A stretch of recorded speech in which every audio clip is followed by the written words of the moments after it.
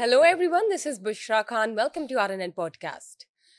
मोदी साहब की खारजा पॉलिसी पर पूरी दुनिया में तनकीद की जा रही है। जब भारत की बात करते हैं ओवरऑल तो भारत आलमी सतह पर तन्हाई का शिकार। आपके साथ मज़ीद तफसीलात शेयर करेंगे, लेकिन जब बात करते हैं पाकिस्तान की सियासी जमात पीटीआई की तो उन्होंने मुहर्रम के बाद तहरीक चलाने का फैसला किया है और केपीके में अदम एतमाद की खबरें गर्दिश करी हैं। इसमें कितनी हकीकत है ये जानेंगे, लेकिन जब मैं बात करती हूँ मशहूर पाकिस्तानी टिकटॉकर काशिफ ज़मीर जो इस वक्त हिरासत में है, उनके केस के हवाले से मजीद और क्या डेवलपमेंट है आइए जानते हैं। मेरे साथ मौजूद हैं mister Naeem Hanif, senior journalist. अस्सलाम वालेकुम। वालेकुम सलाम। कैसे हैं सर आप? अल्हम्दुलिल्लाह। सर सबसे पहले बात कर लेते हैं इंडिया की, मोदी साहब की, उनकी खारजा पॉलिसी की। पूरी दुनिया में जिस तरह भी उनकी एक रेप्यूट चल रही है, जो भी उनकी इमेज चल रही है, टर्न बाय टर्न जो भी उनको एक बैकलैश फेस करना पड़ रहा है, अब खारजा पॉलिसी की जब बात करते हैं पूरी दुनिया में क्रिटिसाइज की जा रही है, क्या कहना चाहेंगे? असल में हुआ कुछ यूँ है कि नरेंद्र मोदी जो है वो इस गलत फहमी का शिकार था कि जो एडवेंचर उसने 6 और 7 मई को किया पाकिस्तान के साथ, और उसके बाद उनके साथ 10 मई को एक एडवेंचर हो गया। ट्रू। तो वो भारतीय हुकूमत ये समझ रही थी और राजनाथ ये समझ रहा था कि जो मगरब है, ख़ास तौर पे वेस्ट जो है, वो भारत के साथ खड़ा हो जाएगा, जी। भारत की सपोर्ट में खड़ा हो जाएगा। अगर प्रैक्टिकली नहीं तो कम से कम इखलाकी सपोर्ट एक सफारती महाज पे जो है वो उनको हासिल होगी। वो बिल्कुल उनका जो ख्वाब था वो चकनाचूर हो गया उस वक्त, जब पे दर पे उनको जो है वो शिकस्तें हुई। 10 मई तो हो गया। 10 मई के बाद जो है, जब आप कनाडा का दौरा देख रहे हैं नरेंद्र मोदी का, उसके बाद एफएटीएफ का इजलास हमने डिस्कस किया। उसमें जो भारतीय डेलीगेशन के साथ हुआ, ठीक है, जब वो पाकिस्तान को ग्रे लिस्ट में शामिल करवाने के लिए कोशिश कर रहे थे वहां पे, उसमें जो हुआ, उसके बाद जो आपकी शंघाई ताउन राइट, कॉन्फ्रेंस हुई उसके है, किस्से से उनको। उसके अंदर जो कुछ हाँ हुआ, जी। तो ये सारी जो मजबूरा सूरत जो है, हाल हाँ है, जी। उसमें जाके अब इनको रियलाइज होना शुरू हुआ है कि दुनिया तो इंडिया के साथ नहीं है। बिल्कुल बिल्कुल। और दूसरी तरफ आप देखें कि फील्ड मार्शल को डोनाल्ड ट्रंप इनवाइट करते हैं लंच पे। इस वक्त जब हम बात कर रहे हैं, आपके एयर चीफ इंडिया में अमेरिका में मौजूद है, बिल्कुल यूएसए सर, में, बिल्कुल। और वहाँ की अस्करी क़यादत के साथ, वहाँ की सिविल क़यादत के साथ उनकी मुलाकातें चल रही खुशगवार हैं। किस्म की। और उसके अलावा साउथ अफ्रीका के जो फ़ज़ाइया के जो सरबराहान हैं, जी उनके बिल्कुल। साथ मुलाकातों का सिलसिला जारी है। और ये मुलाकातें इस तरह की हो रही हैं पाकिस्तान के एयर चीफ के साथ, ज़ाहिर बाबर सिद्धू साहब के साथ, कि जैसे कोई यूनिवर्सिटी चल के उनके पास चली गई है और उनसे समझा जा रहा है, उनसे सीखा जा रहा है। जो बात मैंने शुरू में की थी कि ये जो 10 मई की जंग है और 10 मई का पाकिस्तानी एयरफोर्स का जो अटैक है, ये किताबों में पढ़ाया जाएगा बिल्कुल, और तहरीक में ये लिखा निसाब जाएगा। में शामिल किया हाँ जाएगा। जी। और हमारे जो एयर चीफ हैं, इनको दुनिया मांगेगी कि ये उनकी एयर फोर्सेस को जो है वो लेक्चर दें जाके, और वो सिलसिला आज शुरू है। शुरू हो वो चुका है सिलसिला पूरी शुरू है दुनिया कि में। बाज़ाब्ता वो जाके लेक्चर नहीं दे रहे, मगर वहां पे जो हम तक जो डिस्कशंस पहुंच रही हैं, गुफ्तगू पहुंच रही है, कि उनको देखा जा रहा है कि ये सची मुची का पाकिस्तान का एयर चीफ हमारे सामने खड़ा है। इस तरह की उनको इज्जत दी जा रही है, इस तरह का प्रोटोकॉल दिया जा रहा है, और इस तरह की उनके साथ कन्वर्सेशन की जा रही है। उनसे पूछा जा रहा है, समझा जा रहा है कि सर आपने क्या किया, आपने तो कमाल कर दिया। एक एपिटमी हम कह एग्जैक्टली सकते हैं उन्हें। अब आ जाते हैं कि जो आपने बात की है कि मोदी सरकार की खारजा पॉलिसी दिखावे और नारेबाजी तक महदूद हो गई। बिल्कुल भारत बिल्कुल। आलमी सतह पर बिल्कुल तन्हाई का शिकार हो गया। जी। ऑपरेशन सिंदूर के दौरान किसी भी मुल्क की जानिब से भारत की खुलकर हमायत नहीं की गई। इसके बरक्स पाकिस्तान के सफारती ताल्लुकात को आलमी सतह पर पजीराई हासिल हुई है। कांग्रेस रहनुमा प्रमोद तिवारी ने मोदी नाकाम सफारती हिकमत अमली को तनकीद का निशाना बनाया है। प्रमोद तिवारी का कहना था कि ऑपरेशन सिंदूर के दौरान एक भी मुल्क ऐसा नहीं था जिसने भारत की खुलकर हमायत की हो। इसके बाद चीन और तुर्की जैसे ताकतवर ममालिक ने पाकिस्तान का भरपूर साथ दिया, ये कहना है प्रमोद यकीनन। तिवारी का। मोदी का अब की बार ट्रंप सरकार का नारा भी नाकाम रहा। जब ट्रंप ने ऑपरेशन सिंदूर के दौरान भारत से दूरी इख्तियार की, ये प्रमोद तिवारी बात कर रहे हैं, जी। वो कहते हैं कि ट्रंप हुकूमत ने सालिसी का दावा करके पाकिस्तान को बराबर का फरीक तस्लीम कर लिया। जो एक बराबरी की बात हम करते हैं, और बराबरी पर डील किया गया, लेकिन मुझे तो थोड़ा सा ज्यादा लग रहा है मामला। डाउट है आपको इस अच्छा, पे? उसके बाद यह कि मोदी सिर्फ गैर मुल्की दौरों में मसरूफ रहे, लेकिन इन दौरों से भारत को कोई ठोस सफारती फायदा नहीं पहुंचा। प्रमोद तिवारी, ऑपरेशन सिंदूर के दौरान आलमी ताकतों की खामोशी ने वाजिया कर दिया कि मोदी सरकार की खारजा पॉलिसी बुरी तरह नाकाम हो गई है। ये कांग्रेस रहनुमा हैं प्रमोद तिवारी, और उनकी जिनका ये ये रिपोर्ट है। स्टेटमेंट आया है। जी।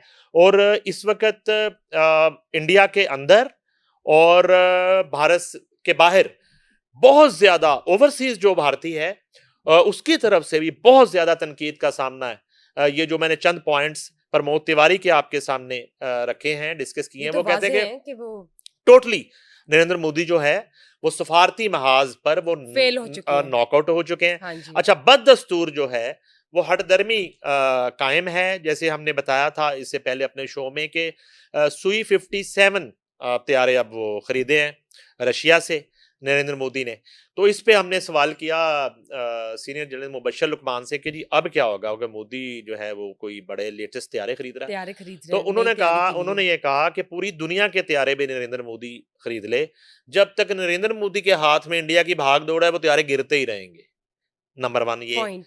दूसरी बात ये है कि उन्होंने कहा कि उन तैयारों का इस्तेमाल करना, उन तैयारों को उड़ाना और उनके साथ दुश्मन पर झपटना जो है ना, वो उनके बस की बात नहीं है, उनके पास वो पायलट ही मौजूद नहीं है।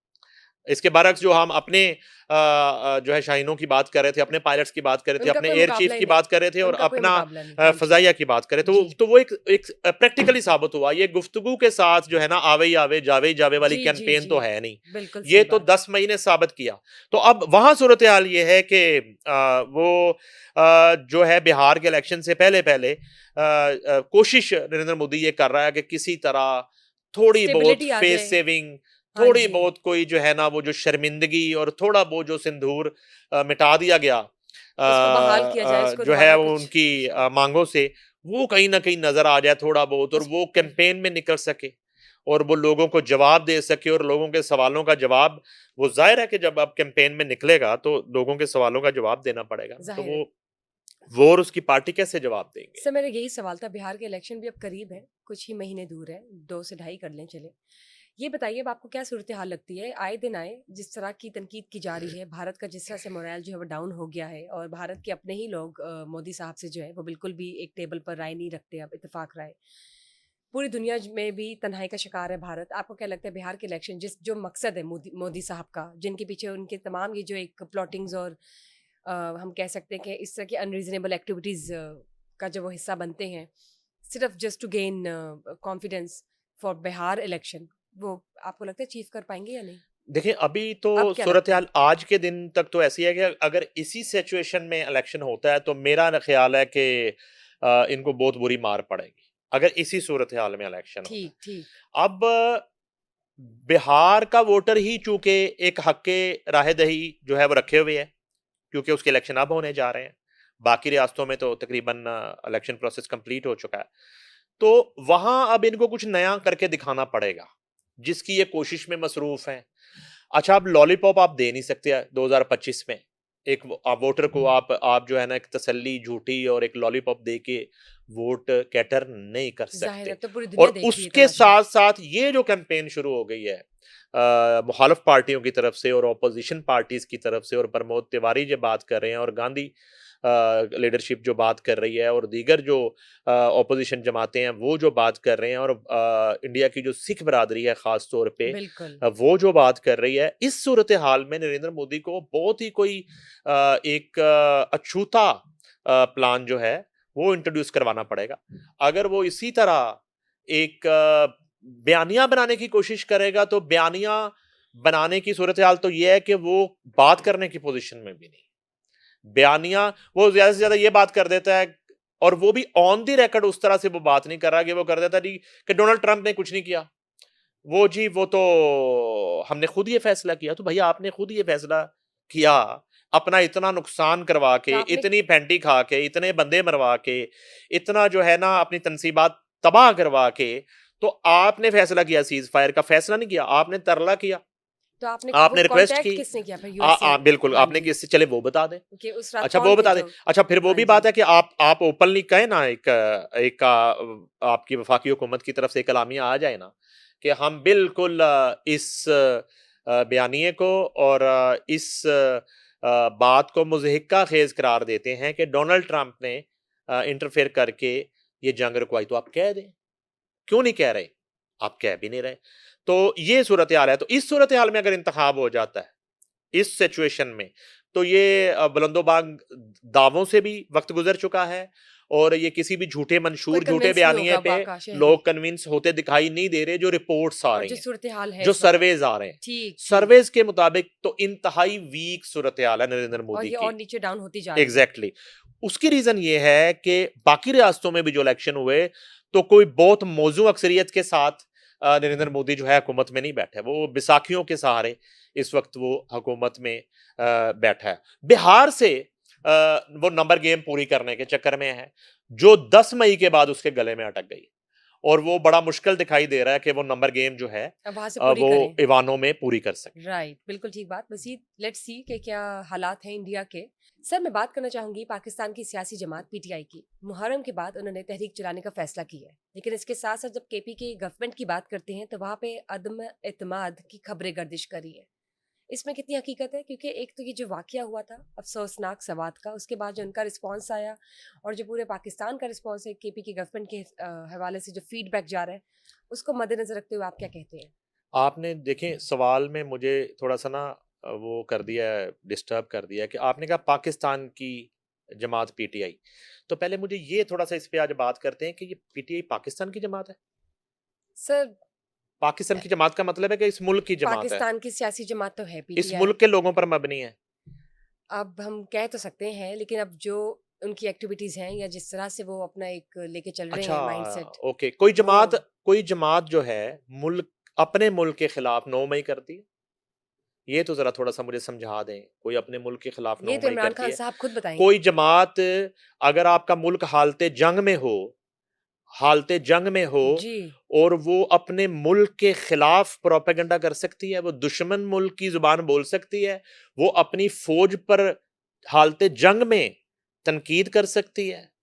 कोई जमात, और उस जमात को ये कहा जा सकता है कि ये मुल्क की जमात है। चलें, आपने कह दिया ये पीटीआई पाकिस्तान की जमात है। अच्छा, ये जो आपके मुताबिक पाकिस्तान की जमात पीटीआई है, उसकी एक सूबे केपीके में हुकूमत है जो डामाडोल है, जो गिरने के करीब है, ये हमने कहा था। आपने आप अच्छा, प्रेडिक्शन भी की हमने थी। जब कहा था उस वक्त सूबे के वजीर आला अली मीर गंडापुर इतने पैनिक नहीं थे, लेकिन जब हमने ये बात कर ली तो अब ताज़ा तरीन सूरत हाल ये है कि वो प्रेस कॉन्फ्रेंस कर रहे हैं और प्रेस कॉन्फ्रेंस में वो जो है बड़ा उन्होंने शदीद गुस्से में नजर आए हैं।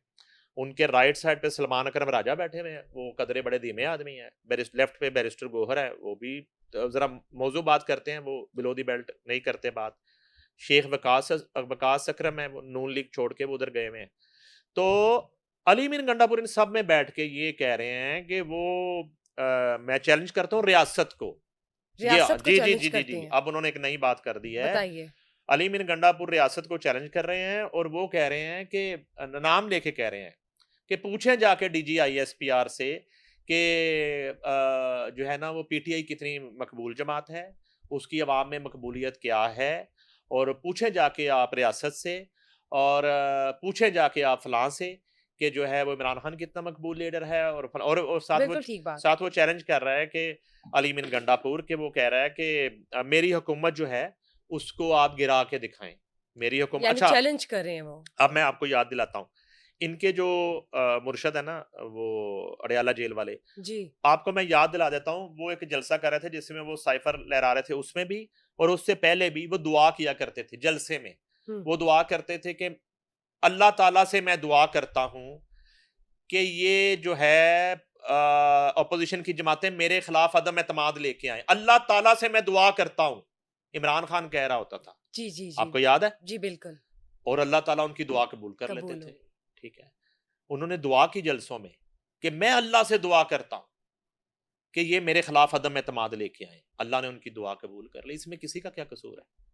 अल्लाह उन्होंने ताला, खुद दुआ मांगी। आप और दुआ मांगी आपने पूरी दुनिया के सामने, दुआ मांगी आपने हजारों के मजमे के सामने, दुआ मांगी आपने मुल्क के तमाम कैमरास के सामने, आप लाइव जा रहे थे, आप दुआएं मांगते थे हाथ उठा उठा के। मैं अल्लाह से दुआ करता हूं कि ये मेरे खिलाफ अदम एतमाद की तहरीक लेके आए। अल्लाह ने वो दुआ कबूल की, वो तहरीक आई, आपका इक़्तिदार का तख्त उल्टा, आपको उठा के मुंह के बल फेंका, अब आप जेल में सड़ रहे हैं। आपकी अल्लाह ने दुआ कबूल कर ली। अब अली मीन गंडापुर कहता है कि मैं रियासत को चैलेंज करता हूं कि मेरे खिलाफ अदम एतमाद ला के दिखाए। अच्छा, वही अब एक हिस्ट्री जो है रिपीट हो रही हो है। रही है, हाँ जी। हो रही है। तो अल्लाह ने दुआ कबूल कर ली। अब रियासत अगर ये चैलेंज कबूल कर ले तो फिर अली क्या मीन होगा? गंडापुर का, तो फिर क्या होगा? तो ऑब्वियसली। फिर वही होगा। हाँ जी। तो एक बैरक इनके लिए भी खाली हो जाएगी। तो वो जो है ना इमरान खान बैरक के साथ एक अली मीन गंडापुर बैरक हो जाएगी। ठीक है। और वहां पे हजाम भी पहुंच जाएंगे, उनकी कटिंग थोड़ी सी करके बाल थोड़े बराबर करने के लिए, गर्मी का मौसम है। तो वो इस तरह जुल्फे लहरा लहरा के, और ये उनका पैनिक होना है असल में। अली मीन गंडापुर का ये पैनिक होना है क्योंकि ये जो मखसूस नशिस्तों वाले फैसले के बाद जो उस दिन आप सवाल कर रही थी, जो इनसे छीनी वो गई सीटें, जो फैसला असल दूसरा में डिस्कार्ड नहीं, हुआ है। अच्छा छीनी की हम वर्ड वर्ड यूज करते हैं, चूंकि ये अदालत का फैसला है बेशक तो अदालत का हम है। ये कहेंगे कि अदालत ने वो सीट सही जगह पहुंचा दी, ठीक। वो गलत जगह पे जा रही थी। तो वो हम तो इसको छीनना नहीं अमेंड कहेंगे, हुआ है, हम हम कह तो सकते हैं। छीनना हाँ नहीं जी। कहेंगे। अदालत उज़्मा ने फैसला किया कि ये सीट्स जो हैं ये फलां फलां जमातों की सीट्स हैं, ना कि पीटीआई की सीट्स हैं। तो ये छीनी नहीं, ये सही जगह पे हकदार के पास सीट्स पहुंच गई। ठीक। ये अदालत उज़्मा के फैसले के बाद है, ये ठीक। फैसले का ठीक। खैर मकदम हो गया। अब जो है अली मीन गंडापुर जो है उसकी टांगे कांप रही हैं, और वहां पे सूरत हाल ये है कि प्रेस कॉन्फ्रेंस में वो मुखातब कर रहे हैं रियासत को, और नाम वो ले रहे हैं डीजी आईएसपीआर का कि उन्हें जाके ये बता दे, उनसे ये पूछ लें, उनको ये बता दे, ये कह रहे हैं। ये है उनका असाब जो है इस वक्त, वो जवाब दे गए हैं। और मैं आपको बताऊं कि जिसको भी वो चैलेंज कर रहे हैं, फैसला तो जो है वो एक पॉलिटिकल पार्टीज के वोट्स के साथ होना अगर वो तहरीक जमा करवाई जाती, मेरा नहीं ख्याल हुकूमत को ये ज़रूरत महसूस होगी। मुझे लगता है कि अली मीन गंडापुर को ये लगता है कि केपीके की जो अपोजिशन है और अदरवाइज वफाक की जो हुकूमत है वो उनकी हुकूमत गिराना चाहती है या अदम एतमाद लाना चाहती है। मुझे ये लगता है कि पीटीआई का एक बड़ा धड़ा चाहता है कि अली मीन गंडापुर जो है वो चेंज हो जाए, रिप्लेस हो जाए। वो यानी ये कि इनके चाहता है, अंदर ही एक हम कह वो सकते ये हैं कि चाहता कुछ है। ऐसा चल रहा तो है उसी वक्त क्या हुआ है, इनकी जमात जब में। अली मीन गंडापुर जो है वो रियासत को चैलेंज कर रहे हैं, ठीक है, रियासत को चैलेंज कर रहा है, और जी। इल्जाम इन पे ये है कि ये कोई मैच फिक्सर है। इल्जाम ये है अली मीन गंडापुर पे मैच फिक्स है। कि ये मैच फिक्सर है, और ये फिक्स खेल रहा है, और बहुत से मौकों पे ये साबित हुआ, और इनकी पार्टी इनको शक की नजर से देख रही है। और वो बंदा ये कह रहा है कि मैं चैलेंज करता हूं, वो बंदा ये कह रहा है, ओपनली। वो बंदा ये कह रहा है, और साथ बैठा हुआ बैरिस्टर गोहर क्या कह रहा है कि ये जो है जितना सख्त बयान दे रहे हैं हमारा इससे कोई ताल्लुक नहीं। उसी वक्त ही यानी ना आपस में ही ये लोग एक अगले दूसरे के हाँ साथ अगले ही लम्हे एक राय नहीं रख हाँ रहे। बैरिस्टर गोहर ये कह रहा है कि जी। नहीं नहीं हम ये तो नहीं कह रहे, हम तो कह रहे हैं कि बात होनी चाहिए, मुज़ाकरात होने चाहिए। हम तो ये कह रहे हैं, हम तो ये कह रहे हैं कि जो है एस्टेब्लिशमेंट से भी बात होनी चाहिए। हम तो ये कह रहे हैं कि एक जमहूरी प्रोसेस भी होना चाहिए, पॉलिटिकल पार्टी वो से भी बैलेंस बात होनी चलने की चाहिए, कोशिश कर रहे हुकूमत से भी बात होनी राइट। चाहिए। ठीक, वो ये कह रहे हैं। जी। ठीक है। और सात पहलू में बैठा हुआ अली मीन गंडापुर जो है वो बड़के मार रहे हैं। ठीक है। तो बड़के जो हैं उससे भी अली मीन गंडापुर की पोजीशन क्लियर नहीं हो रही पार्टी के अंदर। मैं ये भी बताऊं, पार्टी के अंदर शदीद तहफ़्फ़ुज़ात और शक व शुबहात हैं अली मीन गंडापुर को लेकर, अली मीन गंडापुर को और लेकर। वो खुद भी नहीं चाहते कि इनकी जो केपी की बिल्कुल, गवर्नमेंट है। बिल्कुल। तो वो तो पीटीआई, आप छोड़ दें अदम एतमाद को, आप पीटीआई के अंदर वोटिंग करवा लें कि केपीके में वजीर आला जो है वो किसको होना चाहिए। तो फैसला मेरा अपने ख्याल आप है हो कि जाएगा। 99.9% वोट जो है, अगर खुफिया राय शुमारी हो, तो वो अली मीन गंडापुर के खिलाफ आ जाएंगे कि इन्हों फारग करो कार पे, जो इनको आप जहां से आए हैं वहां चले जाएं। और वो अली मीन को भी पता है, अलीमा खान को भी पता है, वो बैरिस्टर गोहर को भी पता है, वो पूरी पीटीआई को पता है कि ये कहाँ से आए हैं, और जहां से वो वजीर आला बने हैं, जी। ठीक है, और जिस तरह वो वजीर आला बने हैं, और वहीं से अगर एक ऑर्डर आ जाए तो वो खुद ही घर चले जाएंगे। उनको क्या जरूरत है इतनी गर्मी में जो है सड़कों पे निकलने की। अब आ जाते हैं वो जो आपने तहरीक चलाने की। सर ये तहरीक का बताइए, मुहर्रम तो बस जैसे ही गुजरेगा इंशाल्लाह, तो उसके बाद इन्होंने तहरीक चलाने का फैसला किया है। अब ये क्या ट्विस्ट है? इन्होंने पहले भी किया था जो है वो ऐलान, तो वो ईरान इसराइल थोड़ी कशीदगी हुई तो उसमें इन्होंने फैसला कर लिया खुद से ही कि जी वो हम कॉल वापस ले लेते हैं। जी बिल्कुल। तो अब दोबारा से कॉल एक आई है कि मुहर्रम के बाद वो करेंगे, बानी चेयरमैन की रिहाई की तहरीक शुरू करेंगे। अच्छा, ये तहरीक तो ये बड़े अरसे से चला रहे हैं, ठीक है।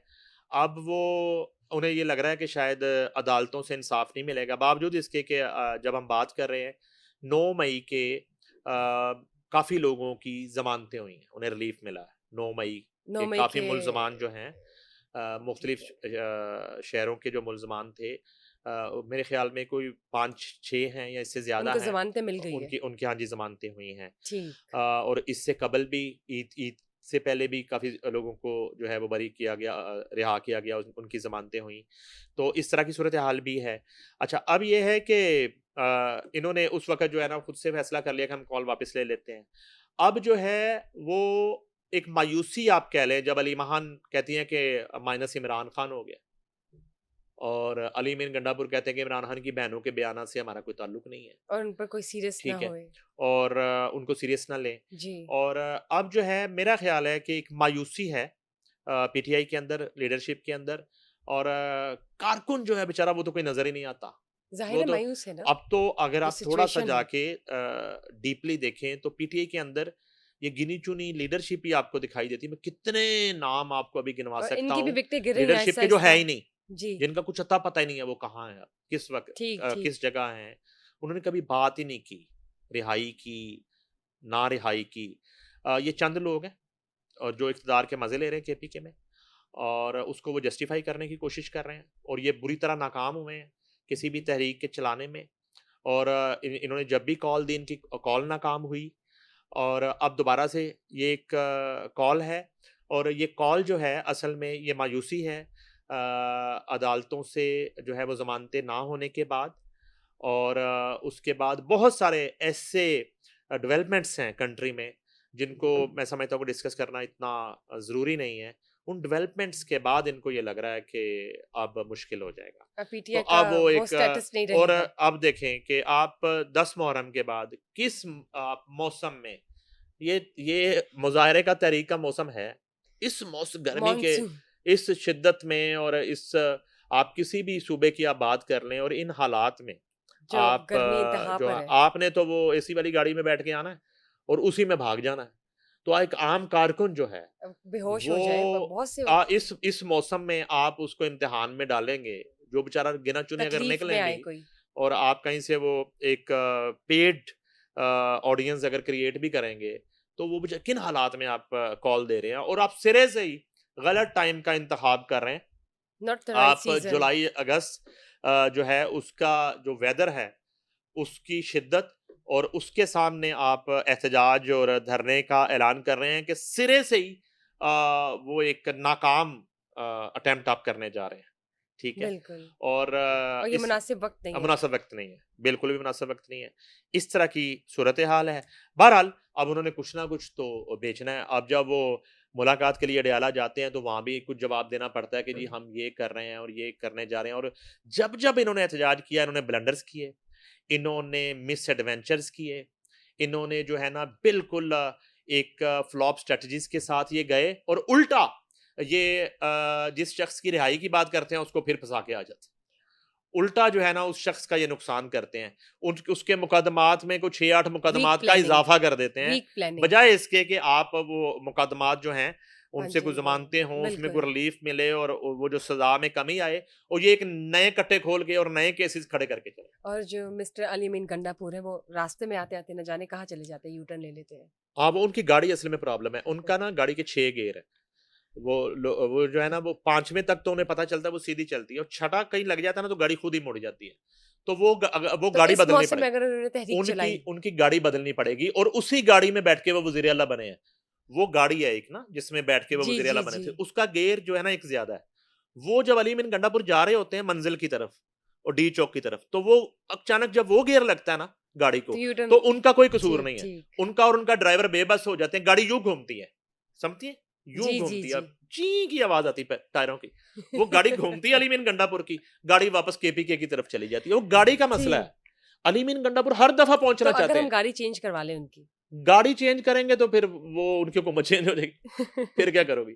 इस तरह अदम ना करो। एतमाद हाँ, गाड़ी चेंज की करोगी तो खबरें तो ऐसी गर्दिश करिए केपीके में। उस गाड़ी में ही इक़्तिदार है, उस गाड़ी में ही हुकूमत है, उस गाड़ी में ही अलीमीन गंडापुर है। गाड़ी चेंज करोगी तो अदम अदम एतमाद भी आएगी, फिर हुकूमत भी चेंज होगी, अलीमीन गंडापुर भी घर जाएगा। गाड़ी ना चेंज करवाओ लेकिन सर इस प्लीज। मौसम में तो मेरे ख्याल से उन्हें भी 2 बार सोचना चाहिए कि तहरीक रखनी चाहिए या नहीं।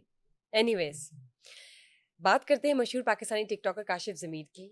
मज़ीद डेवलपमेंट क्या है केस के हवाले से, उन्हें हिरासत में लिया गया और हमने कल डिस्कस किया था डिटेल में। उनके जो बाकी केसेस भी हैं, उन पर जो हुई हुई एफआईआर्स हैं, मोर देन 15 है। बताइए। अच्छा, एक तो आप पहले आपने कहा कि पीटीआई पाकिस्तान की पार्टी है, अब आपने कहा मशहूर टिकटॉक, मशहूर ना कहा करें आप, सर सवाल मशहूर इन द नहीं नहीं, सेंस आप सवाल कि ही रिपीट इज़ अ कहें, नॉन टिकटॉकर। बदनाम, बदनाम टिकटॉकर, बदनामे जमाना टिकटॉकर काशिफ जमीर की साल में है, सवाल ये बनता है। ठीक ठीक तो सर, मेरा ख्याल है बताइए। सवाल मैं करता हूँ, आप आज शो शुरू करें, जवाब आप शुरू करें। वो जो है ना कोट लखपत जेल पहुंच चुके हैं साहब, अच्छा, उनको जेल अपने ट्रांसफर घर, कर दिया गया है। हाँ घर घर पहुंच अच्छा गए। ठीक है। वो मैंने आपको पहले भी बताया था, जेल जो है ना उनका घर है, जी। और जब वो बाहर आते हैं तो ये वेकेशन उनकी के जेल लिए। है। ठीक असल ठीक। में ना वो बाहर आके वो इतना वो बंदा पैनिक हो जाता है, तो उसको ये बाहर जो है ना, जिसको हम एक आज़ाद जिंदगी कहते हैं, वो उसको जेल लगती है। फिर वो यहाँ पे कोई ब्लंडर करता है, फिर वो घर चला जाता है, तो जी। वो अपने घर पहुंच चुका है कोट लखपत। कोट लखपत जेल में कोट मौजूद है लखपत इस में है, वक्त। और कोई कसूरी है, कसूरी, अब वो कसूरी चक्की है, कसूरी बैरक है। मेरा चूंकि इतना एक्सपीरियंस नहीं है जेल के जो टेक्निकल अंदर जो रिहाइश गाहें हैं, तो कसूरी में उसको बंद किया गया है। और ये खासी जो है वो एक सख्ती वाला एरिया है, ठीक है। ठीक है, उसी के अंदर ही रहना है, एक घड़े के साथ, उसी से पानी पीना है, उसी को हर तरह का आपने इस्तेमाल करना है, तो इस तरह का मामला है। और जाहिर है कि वो कोई वर्ल्ड कप जीत के तो गया नहीं, एफआईआरों का कि वर्ल्ड कप उसने वो चैंपियंस ट्रॉफी जीती है। और अच्छा, यहाँ पे ये है कि हमें पता चला है कि सीसीडी ने गिरफ्तार किया, और सीसीडी के बड़े जबरदस्त ऑफिसर हैं मोहम्मद अली भट्ट। जी। मोहम्मद अली भट्ट जो हैं, उन्होंने बड़े बड़े क्रिमिनल्स को पकड़ा, और बहुत ज़बरदस्त ऑफिसर है, परफॉर्मेंस उनकी बहुत आला है। और दूसरा जो एक पुलिस के हवाले से जो बात की जाती है किसी भी शख्स की, और बड़ा एक नीट एंड क्लीन, और ऑफिसर। बड़ा इंटेलिजेंट ऑफिसर, और जितनी एक पुलिस डिपार्टमेंट है, और इससे पहले सीआईए थे, और अब सीसीडी है, तो और जो ऑफिसरान हैं उनका बड़ा एक मोहम्मद अली भट्ट पे होता है कि उनको जो टास्क दिया जाता है, वो रिजल्ट जो है वो 100% होते हैं। तो ये साहब को काशिफ जो बेज़मीर हैं, मोहम्मद अली भट्ट ने उन्हें गिरफ्तार किया, और बड़ा टाइमली उन्होंने गिरफ्तार किया, क्योंकि वो तो डालों के साथ और गन्नों के साथ सड़कों के ऊपर मुहर्रम में, और वैसा कंटेंट और टिकटॉक पर जब डाल रहे हैं। एग्जैक्टली जब दफ़ा 144 होती है, जब एक बड़े सेंसिटिव हमारे डेज चल रहे होते हैं, और इस वक्त जो है इंतशार फैलाने वालों के ऊपर तो वैसी नजर होती है। एग्जैक्टली, और इस वक्त असले की नुमाइश करना, और इस तरह का जो है ना रंगबाजी करना और ड्रामेबाजी करना, और वो जो है वो उन्होंने ममनू है। किया, उसके हाँ लिए जी। बिल्कुल मोहम्मद अली भट्ट जो है वो खराज तहसीन के मुस्तहिक हैं, जी। और उन्होंने पहले ही रेड में इसको दबोच लिया। ठीक। और किसी नाके पर से इतला थी उनको कि ये वहां से गुजर रहा है अपने उस डाले के साथ। मैं समझ नहीं आती कि इस शख्स का कि वो जालसाजी के साथ पैसे हथियारा होता है। अभी कुछ केसेस खुल रहे हैं, मेरे पास ये इतला आई है कि कराची से भी जी। कुछ लोग कराची। राब्ता कर रहे हैं, हाँ जी, जिनका जो है ना इस शख्स ने को बाहर भिजवाने का झांसा दे के लोगों के कोई पता नहीं कितना पैसा हड़प किया हुआ है। कुछ इस तरह की मुद्दई भी सामने आना शुरू हुए हैं। उनसे हमने राब्ता करने की कोशिश की है, और भी कुछ केसेस मजीद जो है वो खुल रहे हैं। और ये लास्ट टाइम भी जब ये गिरफ्तार हुआ था, तो दूसरे शहरों से, सियालकोट से, हाफजाबाद से कुछ लोग पहुंच गए कि हम भी इसको ढूंढ रहे थे, ये हमारी एफआईआर है, उनमें ये इश्तेहारी है, ठीक है। तो इश्तिहारी। वो इस तरह का करैक्टर मोहम्मद अली भट्ट साहब ने गिरफ्तार किया है। जैसे हम रिकॉर्ड याफ्ता की बात करते हैं कि वो बहुत सारे कट्टे खुल रहे हैं उसके। आहिस्ता आहिस्ता जी हाँ। अलबत्ता ये है कि वो जब उसने वो अब्बा जी की तौबा और खानदान की तौबा, ताया जी की, चाचा जी, उन्हें पूरे खानदान को जो है ना वो तौबा करा दिया, ये सब कोई उन्हें के सारे दी मुश्तरका ही तौबा कबूल करो। उस तौबा से पहले वो ठीक ठाक जो है ना वो उनके साथ प्यार किया गया, और बड़ा रवायती प्यार, ठीक है ना। तो जैसे मैंने कहा था ना कि वो उनको, इसको तो अब जेल की बैरकें भी याद हो गई होंगी सारी, तो इसको जो है ना वो छितर का साइज भी जुबानी सर याद है कितने कि अरसे की सजा या अभी क्या अब डिपेंड करता है। देखें, ये जो सवाल है ना, अब इस सवाल से ना हमारे पर जलते हैं, फिर ना मुअज़्ज़ज़ अदलिया जो है वो उनकी शान में गुस्ताखी हो जाती है। अब ये है कि कितने वाक़यात मैं आपसे डिस्कस करूँ जी कि ये जो था सियालकोट वाक़या, रेप केस जो था, उसमें वो मल्ली था, आबद मल्ली। तो आबद मल्ली जब गिरफ्तार हुआ तो उस वक़्त के सीसीपीओ लाहौर थे शेख उमर शेख मरहूम, उनसे मेरी खुद बात हुई, बल्कि मीटिंग हुई मेरी उनके साथ। और एक मीटिंग में मैं, अरशद अंसारी और मैं दोनों थे, तो हमारी बड़ी डिटेल से डिस्कशन हुई। तो उस वक़्त के वज़ीर आज़म ने जो है ना एक बात की थी कि ऐसे लोगों को नामर्द कर दिया जाना चाहिए, ठीक है? जो इस तरह की जो है एक घिनौनी बर्बरियत करते हैं। तो वो सीसीपी लाहौर ने, वो वज़ीर आज़म उस वक़्त के वज़ीर इमरान खान की बात जो है ना वो उनके यहाँ फँस गई, और उन्होंने ये अटेम्प्ट करने के लिए वो माल्टन से, ये माल्टन पहुँच गई है, मैं आज आपको बड़ा तारीखी वाक़या है। और वो वज़ीर आज़म की बात पे अमल करने के लिए पहुँच गए। उन्होंने कहा अबद मलिक किथे नुक्कड़ो बाहर। अब वहाँ पे बड़ी सूरत-हाल ख़राब हो गई। वो तो उन्होंने तो अपना एक जिसको कहते हैं मोबाइल थिएटर का अरेंज करना शुरू कर दिया, और डॉक्टर्स का अरेंज करना शुरू कर दिया, और चीज़ें हो गई। और वहाँ पे किसी एसपी ने जो है वो ऊपर इत्तला कर दी कोई उस वक़्त के आईजी को और उस वक़्त के डीआईजी को, और वो तो दौड़े लग गई सबकी कि सीसीपीओ जो है ना उमर शेख तो जाके बैठ गया वहाँ पे। उन्होंने कहा कि ऐसे शख्स को मैंने छोड़ना ही नहीं है। क्यों नहीं छोड़ना? ये मैंने पूछा उमर शेख से। मैंने कहा सर क्यों नहीं छोड़ना? उन्होंने कहा ऐसे शख्स को हम छोड़ देंगे, वो अदालतें जो है ना उसकी ज़मानत ले लेंगी, बाहर आ जाएगा। फिर उन्होंने बताया कि वो जो आबद मल्ली है, वो रिकॉर्ड याफ्ता मुलज़िम है, और वो पहले भी कितने रेप कर चुका है, और मुख्तलिफ बासर शख्सियात उसको छुड़ा के ले जाती थी, उसकी ज़मानत करवा लेती थी। तो इसकी तो फिर ज़मानत हो जाएगी। ये मैंने मिसाल आपको एक दी है। जी बिल्कुल इस तरह की कितनी मिसालें मैं आपको दूँ। तो अब ये है कि ये आपने खुद ही कह दिया कि 15 एफआईआर तो आप गिनवाई आपने पिछले शो में। तो एक बंदे पे 14 मुकदमात हैं, और कुछ अरसे के बाद वो फिर उसी तरह आता है, एक नया जुर्म करता है, वो फिर एक एफआईआर उस पे होती है। और अंदर तो इस तरह होता क्या है? होता क्या है? मैं मुअज़्ज़ज़ अदलिया से बड़े एहतराम के साथ ये बताना चाहता हूँ, अपनी नाक़स सी राय देना चाहता हूँ कि होता सर ये है, प्रॉब्लम ये है कि रिफॉर्म की ज़रूरत है, अमेंडमेंट की ज़रूरत है, या फिर सीसीडी के हाथ खोले, ना करे तनकीद मीडिया, खुदारा ऐसे जो लोग हैं, ऐसे जो अनासर हैं, ऐसे जो मुआशरे के नासूर हैं, उन्हें जब कैफ़रे किरदार तक पहुँचाया जाता है तो हम लोग तनकीद करना शुरू कर देते हैं। वो फिर ना करें, वो फिर ना करें। क्यों? कि एक आम शख्स, एक आम जो है नौजवान जो है वो सोचता है कि इस शख्स पर 14 मुकदमात हुए, 15 हुए, वो और आज आराम भी से छूट गया बाहर दंदना रहा है, जी उसी तरह वो चेने जेली पहन रहा है, उसी तरह वो बड़के मार रहा है, और उसी तरह वो लोगों को क्राइम को ललकार और रहा है। बढ़ावा तो मिलता है इससे तो कुछ नहीं होता है। इस मुल्क के सिस्टम में तो ऐसा कोई वो नहीं है कि हमारी कोई जिंदगी अंदर गुजर जाएगी, या हमें कोई ऐसी सजा मिल जाएगी कि हम दोबारा कोई जुर्म जो है उसकी रेपिटेशन नहीं होगी, दोबारा पॉइंट जो है ना हम कोई जुर्म करने जोगे नहीं रहेंगे, दोबारा हमारा खानदान हमारी शक्ल नहीं देख सकेगा। इस तरह तो है ही नहीं। वो जब आप देखते हैं कि 1.5 दर्जन मुकदमात वाला शख्स जो है वो आजाद फिर रहा है, और वो घूम रहा है, और मुआशरे की सेलिब्रिटी, सो कॉल्ड सेलिब्रिटी बन के वो फिर रहा है, तो फिर किस तरह सिस्टम ठीक होगा?